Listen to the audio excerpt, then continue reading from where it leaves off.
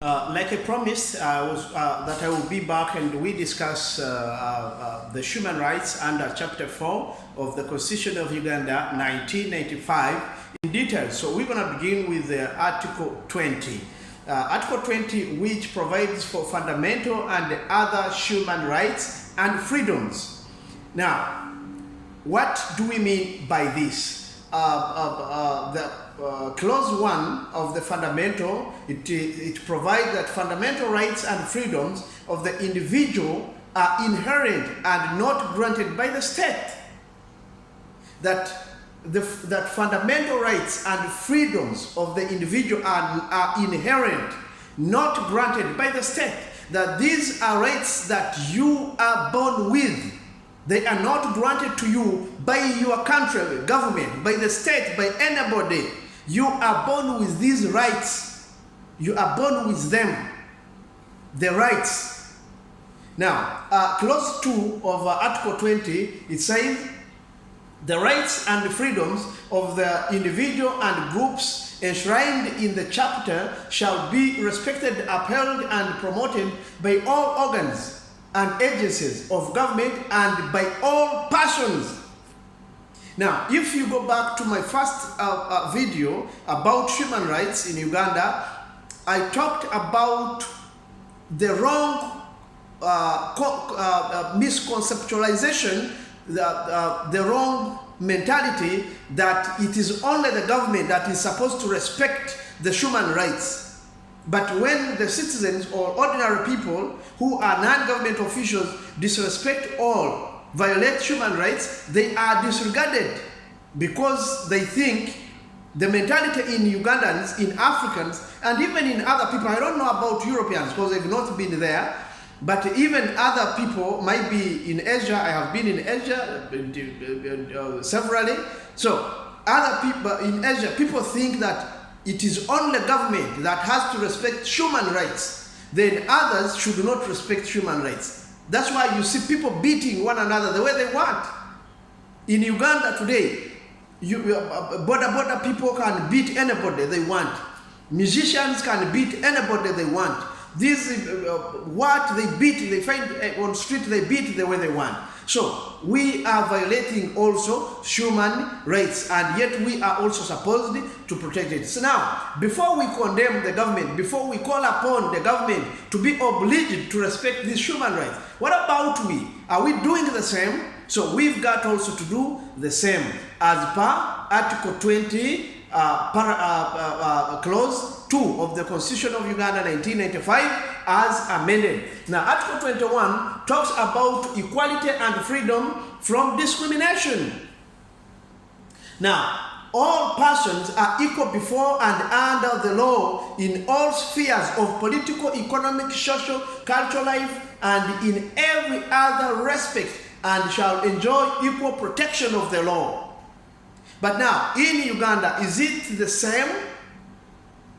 When you look at the royal family members, they behave differently as if they are of different law. The political figure, they behave differently. And we, the peasants, we behave differently. And yet, all of us, we are equal before and under the law. There is no this, there is no that, there is no king, there is no president, there is no this. All of us, we are equal before the law. Once you are convicted of a crime, or once you have committed a crime, you are supposed to be charged as per the law provides. But in Uganda, that is not the same. Now, I may not read all, but I wanted you to know that talks about equality before and under the law. Now, there are very many clauses down there. You can visit and as well read those clauses. Now, Article 22 talks about protection of right to life. Nobody has a right to end your life. Now, under this, that no person shall deprive of life intentionally except in execution of a sentence passed in a fair trial by a court of competent jurisdiction in respect of criminal offense under the laws of Uganda. And the conviction and sentence have been confirmed by the highest appellate court. Now, you remember in my first video I talked about the concept except that this human rights law, they also have a limitation. A limitation is per the laws of Uganda. Because not the laws of Uganda only, even other countries have their own laws. If you kill a person intentionally with malice aforethought, those lawyers or law students, they know what we call mens rea and actus reus. If you kill and those two elements are identified in the investigation, then and they sentence you to death, either by hanging or by any means of death, you shall suffer that particular death.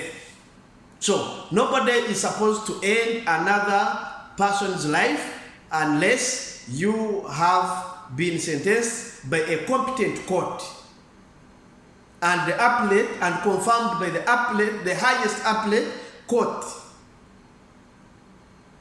That's when you can be killed. Though some other countries and other human rights activists, they have gone ahead decampaigning this sentence of death sentence, that it is in violation of human rights. So for law students, you read the case of Susan Chigula versus the government of Uganda or Attorney General. You will know what I'm talking about. And they have had also the case in Uganda versus Uganda versus Okello in Uganda.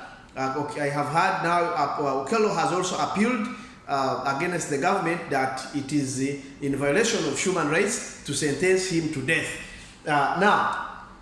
No person has the right to terminate the life of an unborn child except as may be authorized by the law. Those who carry out abortion in Uganda, it is not permitted. It is a violation of human rights. But in other countries, they say, again, such a law is in violation of human rights because I have the person who carries the pregnancy has a right over the pregnancy as long as it is before born. So there is also questions about that. Now, coming to Article 23, protection of personal liberty.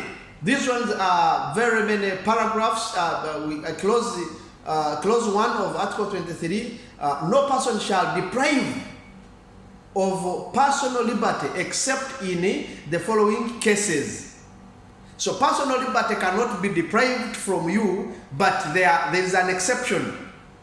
That's why I told you that when you are reading the law, you need to know that there are circumstances where that liberty, that human right can also be not in violation, but can be deprived of you due to circumstances prescribed by law. Now, here there are very many exceptions. In execution of the sentence, then your liberty can be deprived of you. In execution of the order of court, that is the paragraph A, paragraph B, for the purpose of bringing that person before court, that is paragraph C. These paragraphs move up to paragraph H. Then there is clause 2. A person arrested, restricted, or detained shall be kept in a place authorized by law. Now, this is where now we discuss about the case of Elias Lukwago, who was arrested, but the initial character of apprehending him was described by citizens as abduction because it was not in line with the law of Uganda, and where he was kept after the arrest was not also as per the description of the constitution of Uganda. So you read more, you will know what I'm talking about. The paragraphs go further up to paragraph 9. There are many, we may not read all of them. Then we have paragraph 4, respect for human dignity and protection for inhuman treatment. No person shall be subjected to any form of torture or cruel, inhuman, or degrading treatment or punishment. So now we come back to this very one. The government has an obligation not to torture people, not to inhumanly degrade people, treat them the way Elias Lukwago was treated, taking photos, putting him in pampers and all that. I think that was in breach of that particular human right, Article 24. Now, Article 25, protection from slavery, servitude and forced labor. Clause 1, no person shall be held in slavery or servitude. No person shall be held in slavery or servitude. Paragraph 2, no person shall be required to perform forced labor. Paragraph 3, for the purposes of this article, forced labor does not include any labor required in consequence of the sentence or order of court. For example, these people who do community service, court has a sentence called community service. They can sentence you to do community service around the city or anywhere. So that one is not forced labor. Now, protection, Article 26, protection from deprivation of property. Protection from deprivation of property. I think this one goes to those who are deprived of their freedom to have their own land or to live on their own land or to use their own land or any other property. However, this is a common case in Uganda due to the nature of land tenure we are having. Remember, in Uganda, constitutionally, we have 4 types of land tenures. One, freehold, leasehold, then milo land, and customary land. Now, that kind of system brings a lot of questions, more especially customary and the milo land. It has brought very many questions in Uganda which we need to address. Now, right to privacy of person, home, and other property. This one comes to trespass and all that. So anybody, everyone needs privacy. You don't have to trespass into my premise without my authorization. Right to a fair hearing, you know that one. I am going to start from there in my another video so that we discuss the entire chapter and complete it very well for God and my country.